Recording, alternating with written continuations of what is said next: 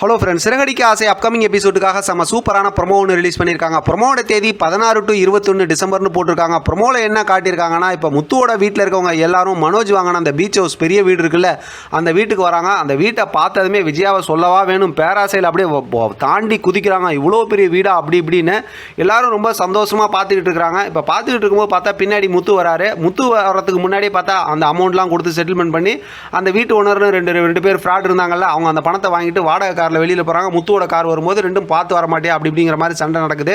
உடனே முத்துக்கிட்ட வந்து இவர் தானே இந்த வீட்டோட ஓனர், என்ன பேசிக்கிட்டு இருக்கா அப்படிங்கிற மாதிரி மனோஜ் சமாதானப்படுத்தி அவங்களை அமுச்சு வச்சதுக்கப்புறம் இந்த வீட்டோட ஓனர் அப்படின்னு சொல்கிற பார்த்தா வாடகை காரில் போய்கிட்டு இருக்காங்க. எனக்கு என்னமோ இது சந்தேகமாக இருக்குடான்னு சொல்லும் போதே மனோஜுக்கு பக்கத்தில் அப்படியே மின்னல் வெட்டுற மாதிரி போடுறாங்க. ஏன்னா மனோஜுக்கு அப்பயே சந்தேகம் வந்துடுது. அடுத்து வீட்டுக்குள்ளார ஜோசிக்காரை பார்த்து அது இதுங்கிறாரு. வழக்கம் போல் விஜயா ரொம்ப சந்தோஷப்படுறாங்க.